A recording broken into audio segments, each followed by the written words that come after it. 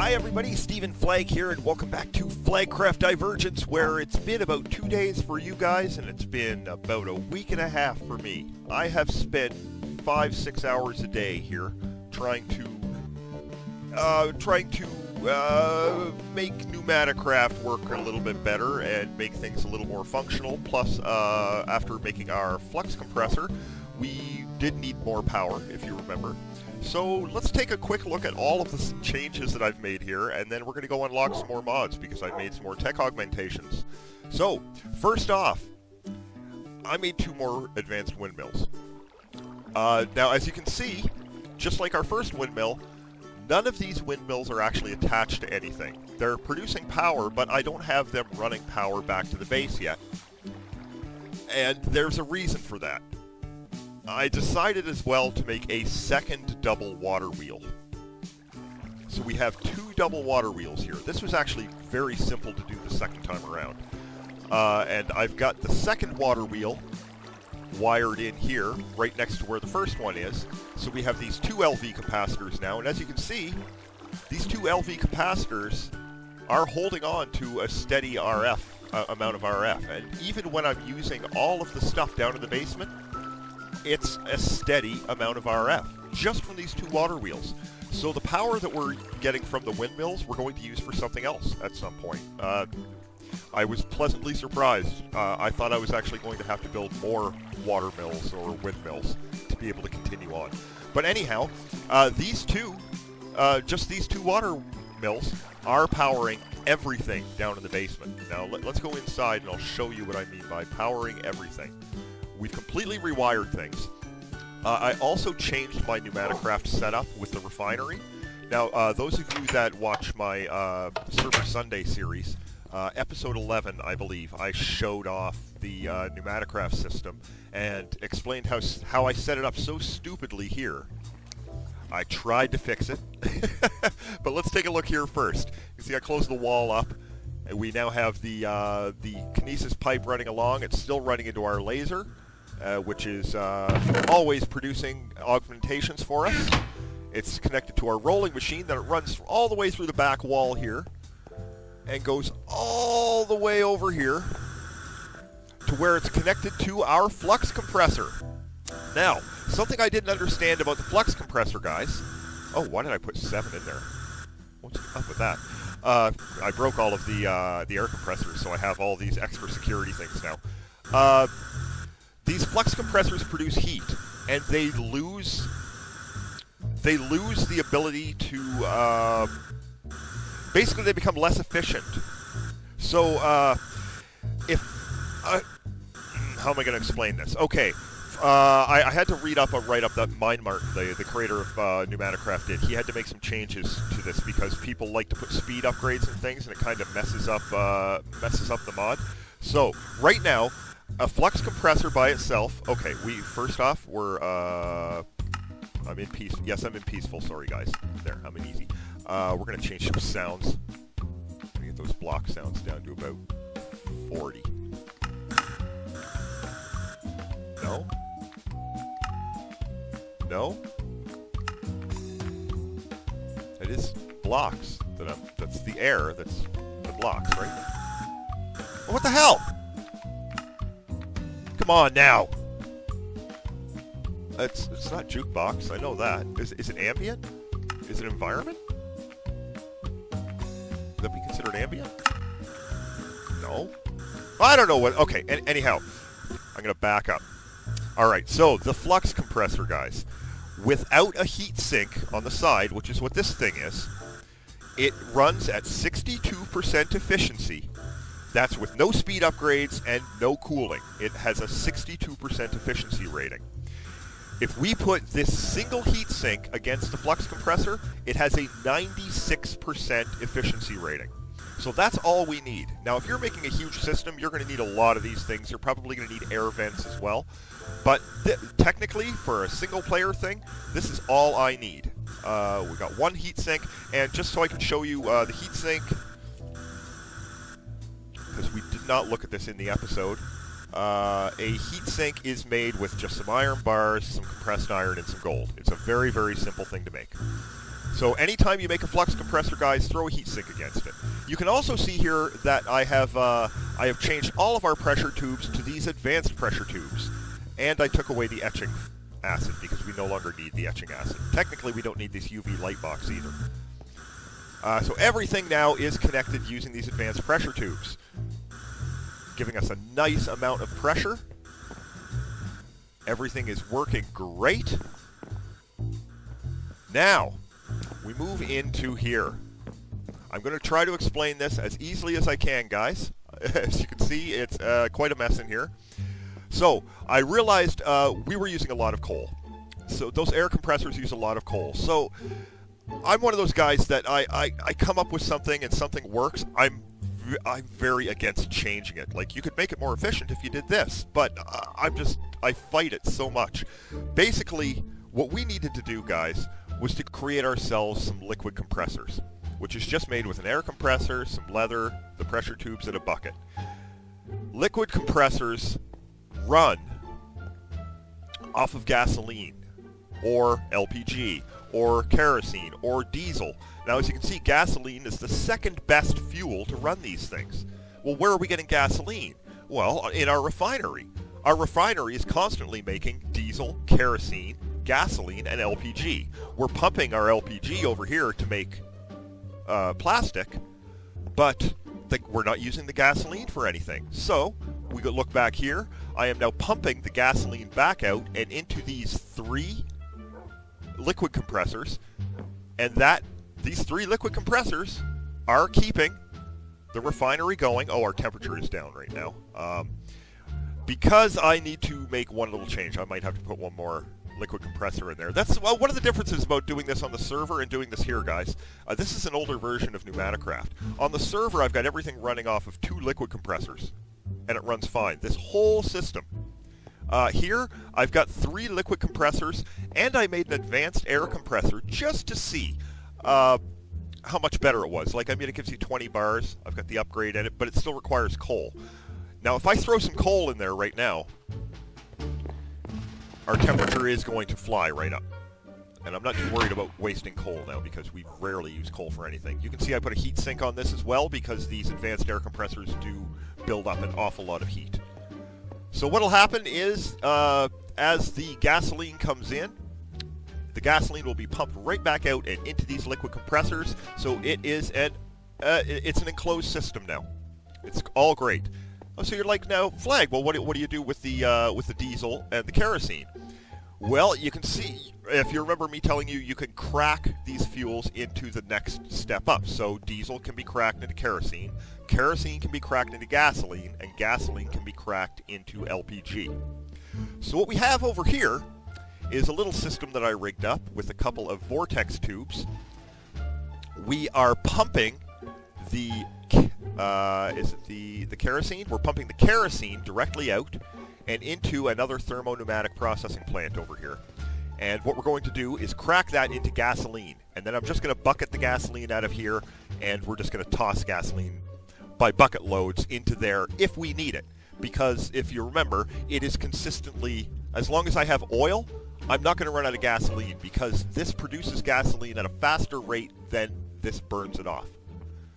But having the extra gasoline will be great. I'm not too worried about LPG or anything either. Now the diesel, we can do the same thing. We can take that out. We can crack it. I did make a second thermo-pneumatic processing plant, and I was going to set up a cracking system for the diesel here too. But I thought, it's almost not worth it. All I really have to do is move the pipes, because when I run out of kerosene, I'll take all the gasoline out of there, and then I'll just move the pipes over one, and then we'll just pump the diesel in, and we'll turn it into kerosene. And then I'll just pump the kerosene. You know, you get it. You get it. Now, if I take a look here, the one issue with this, we've got a bunch of kerosene in here, and it has not started changing anything yet. You need to get it at 2 bars, or above 2 bars. You also need the temperature to be about 300 degrees. It is insanely hard to get this up to 300 degrees, guys. You have no idea. So, one of the ways that you can do it is by taking, say, something like an iron block, and I could surround this area with iron blocks, and that would increase the heat. Or even torches. Like I could throw, like if I threw a torch, that's really know where I can throw a torch close by. I've thrown a torch there. That's going to start increasing the heat. Very, very slowly, but the heat will... See, there we go. We just went up a degree. It's the torch that's bringing the temperature up right now. So, let's, before we go do anything else, guys, let's see if we can actually get this, turning that into gasoline. I know I can get the temperature up. It's going to be a matter of getting the, I'm going to need to break that. Oh, no, now I got bouncy stairs. Get over here! I need a stone brick because that's going to drive me crazy, that dirt. I do have stone bricks. And I also made, we're not going to use a liquid compressor. Let's go throw this extra advanced air compressor that I made on there. We're not going to be able to put the heat sink on it though, are we? Well, maybe we are. Maybe we are. And we're going to need some coal. Because I know if I throw that advanced air... Oh, we're going to need some... No, we won't need the pipes. I'm going to need my gun, though. Where's my gun? Okay. Yeah, because all I really want to do is get that pressure up there. Alright, let's just throw this in there. There we go. Alright, let's drop our advanced air compressor right here. Is it connected? Perfect. Can I put the... Okay, I have to walk around.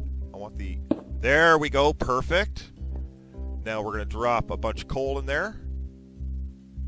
We're going to put one of these security upgrades in. Now, the temperature... Temperature is just flying. Pressure is going up very, very slowly, but it is in fact going up. What is our pressure? 1.2. On the server, guys, the other night, I was just losing my mind trying to get that pressure to go up. I could get the temperature up, but the pressure wouldn't go. Or I could get the pressure all the way up, but I couldn't get the temperature up. I'm going to be really happy if this works. How quickly is that burning? Look at how fast that's burning off the coal, guys. Oh! You know what? Let's take that off of there, because now that is going to produce heat over here. Watch how fast the heat goes up. 44. 45. That will increase the heat over here. Okay, I'm not too worried about the heat needing to be... Okay, let's put this back. Safety. Safety first. Safety first. Oh, look at how red it got already. Just pulling the heat off of that thing.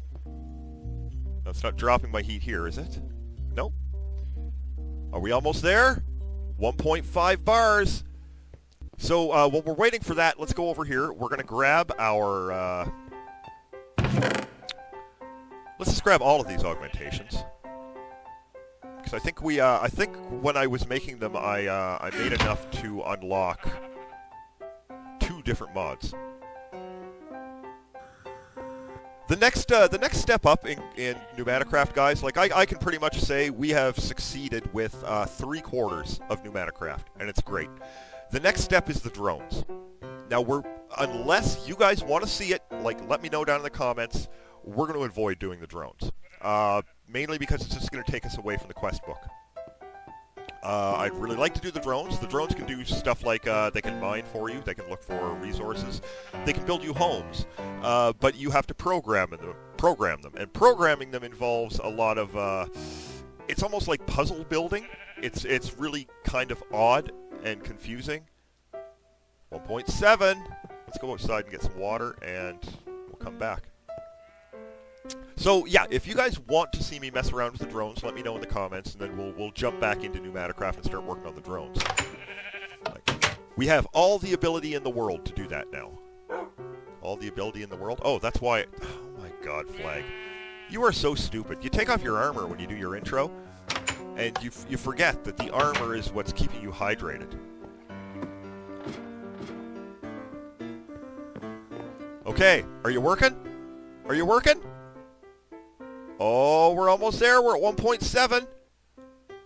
Come on, let's get that pressure up.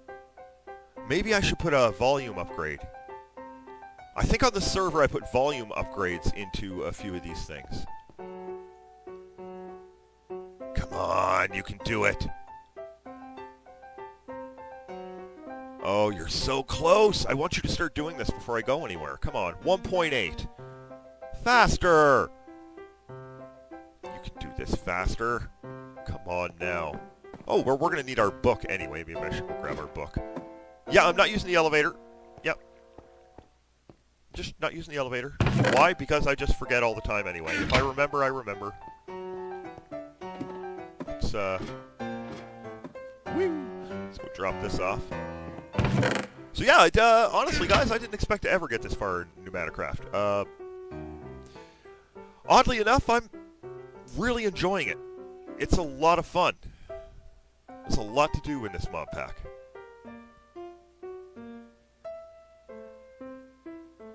Come on!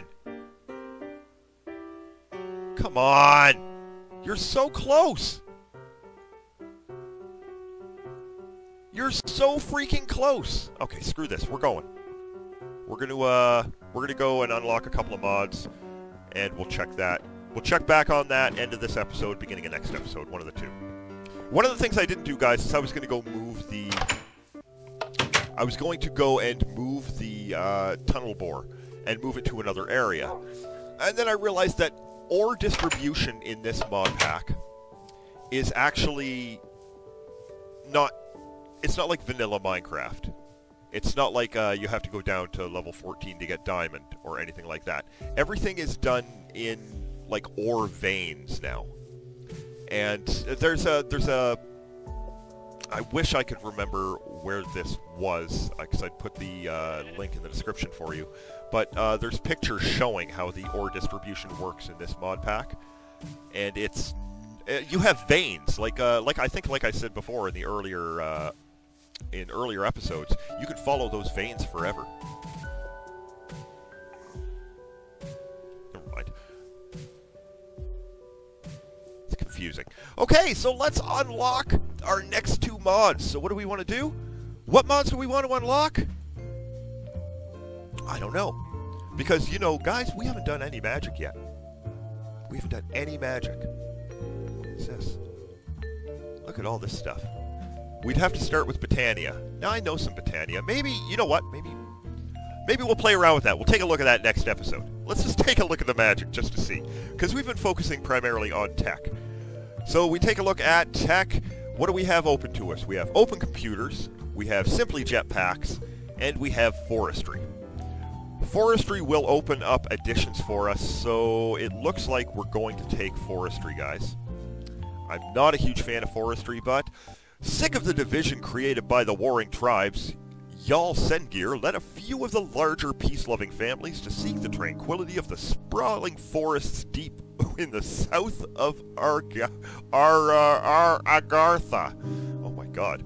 Whilst Agartha was home to a wide variety of flora and fauna, the Agrilons believed in the development of new strains of plant and animals, focusing their technological advances on breeding new types of bees to pollinate new strains of trees. Farming was central to their development too, and soon the Agrilons were a trading powerhouse as demand grew for their automatically farmed process. The spacing in this is just written so weird. Okay, so what does this require? It requires 20 exceptional. Take them. It's a Green Banner, Yellow Tree Technical Ward. Green Banner, Yellow Tree Technical Ward. Green Banner, Yellow... Oh, right here. Torched. And... Forestry!